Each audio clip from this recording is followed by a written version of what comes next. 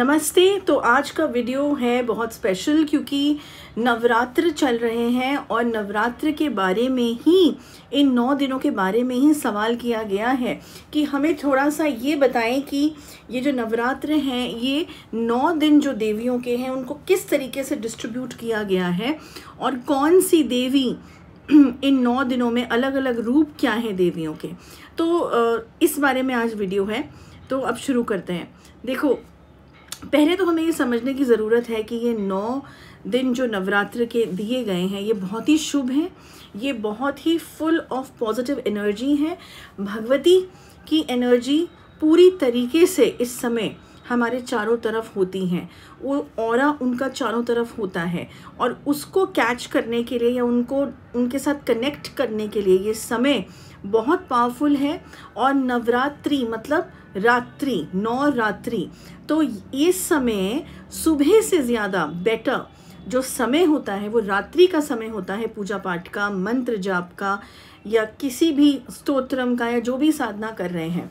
Okay, एक तो ये बात ज़रूरी है समझनी।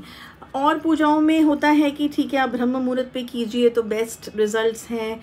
सुबह के अलग अलग देखो, हर भगवान के जो रूप हैं या उनकी एनर्जी है उनका एक अपना महत्व है, समय का और प्रोसेस का, तरीके का, किस तरीके से उनकी पूजा अर्चना की जाती है।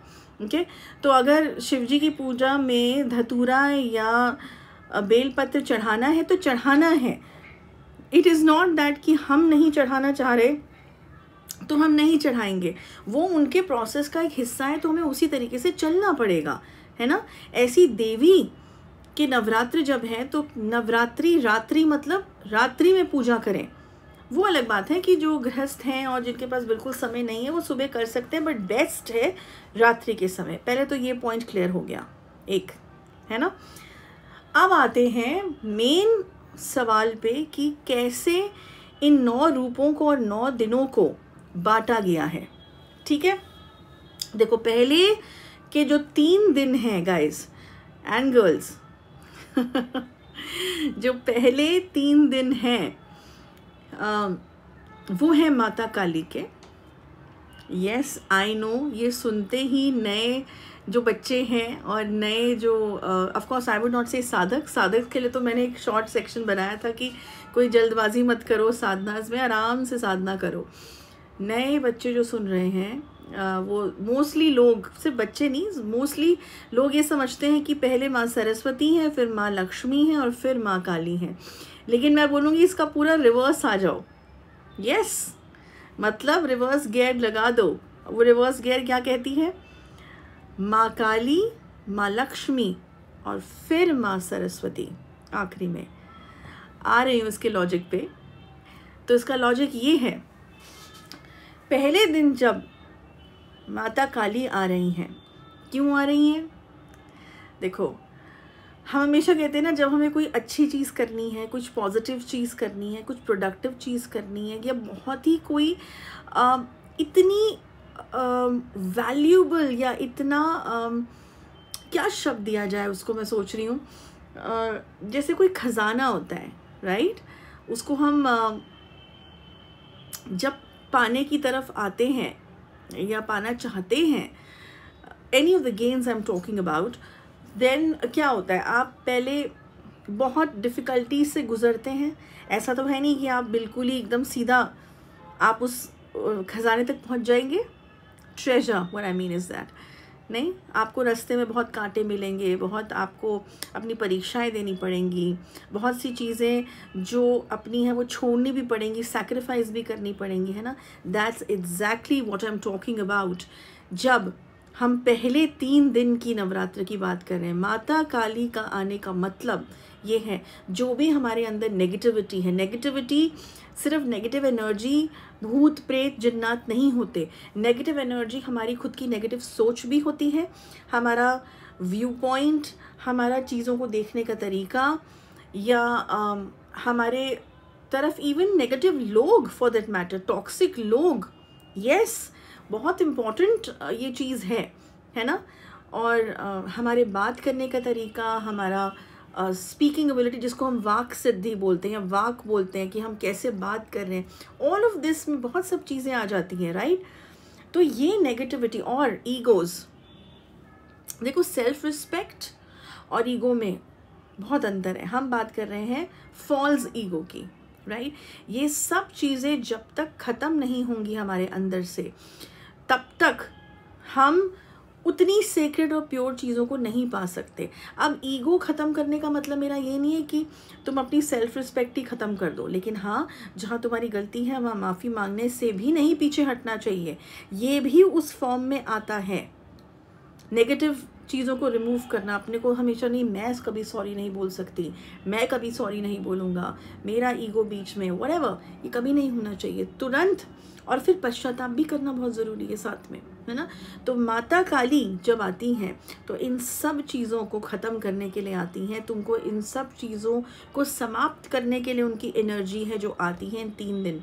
तो बेसिकली वो तुम्हें प्रिपेयर कर रही होती हैं कि कुछ अच्छा कनेक्शन के लिए, प्रोडक्टिव डिवाइन कनेक्शन के लिए पहले इन चीज़ों को स्वाहा कर दो।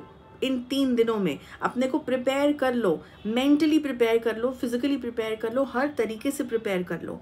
तो इसलिए माँ काली डिस्ट्रक्ट करती हैं इन चीज़ों को, डिस्ट्रक्शन करती हैं, लेकिन उन चीज़ों की जो जिनका तुम्हारी लाइफ में कोई महत्व नहीं है, वो तुम्हारी लाइफ में स्पिरिचुअल जर्नी में या तुम्हारी लाइफ के किसी तुम्हारे ओवरऑल लाइफ के लिए अच्छी नहीं है, उनको स्वाहा करती हैं पहले वो।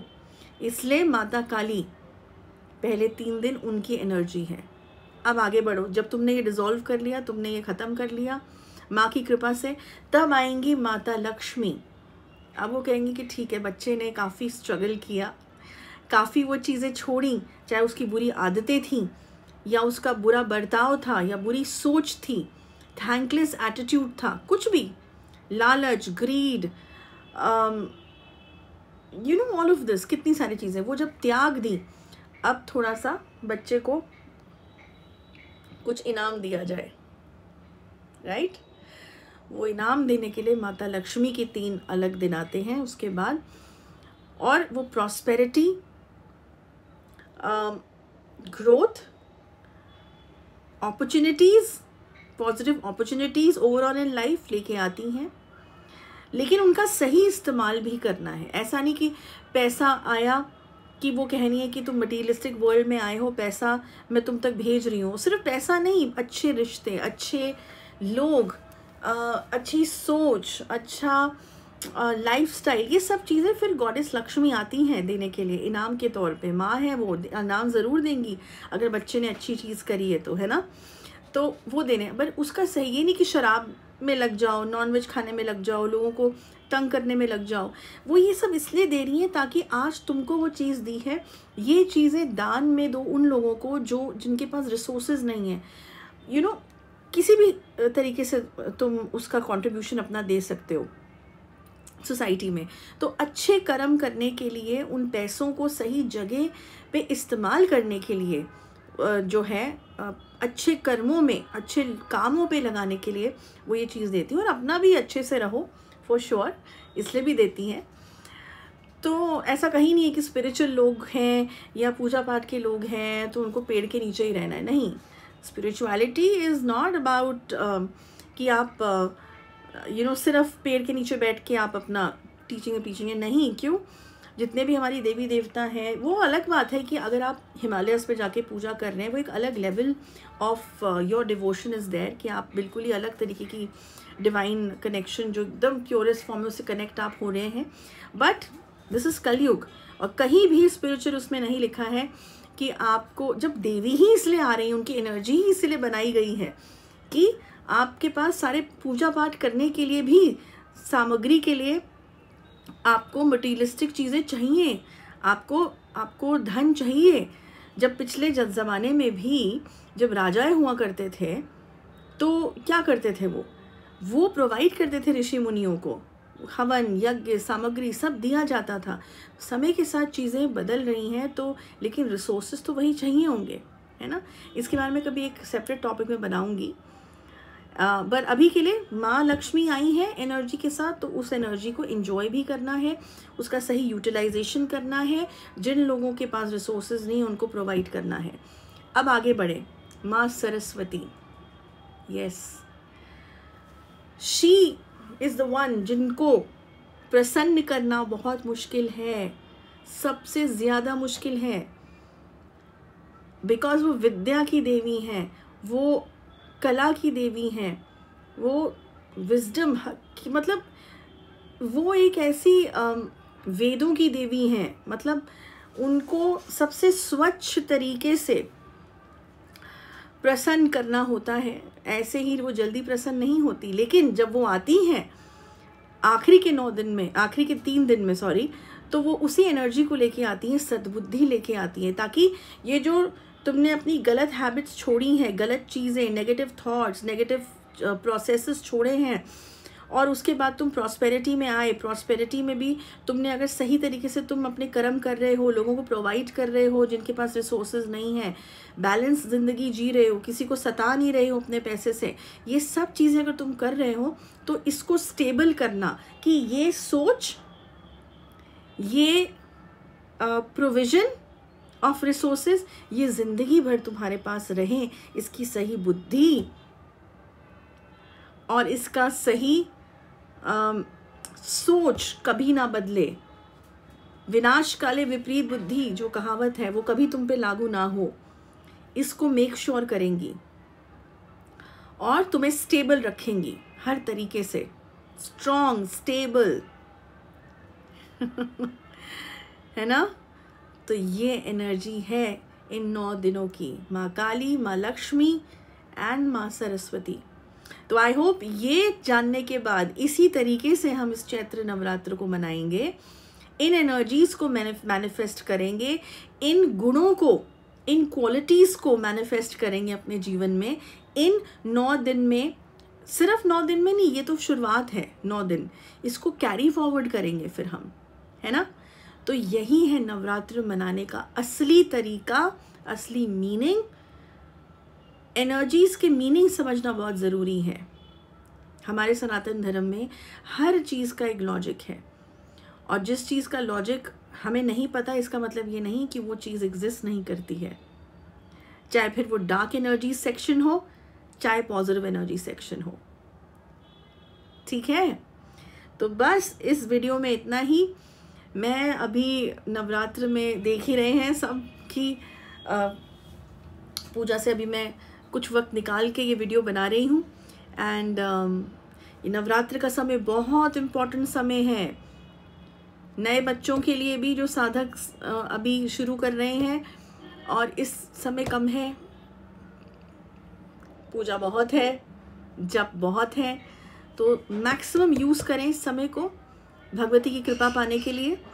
एंड सब लोग खुश रहें एंड पॉजिटिव रहें, सही सोच रखें और नवरात्रों को एंजॉय करें।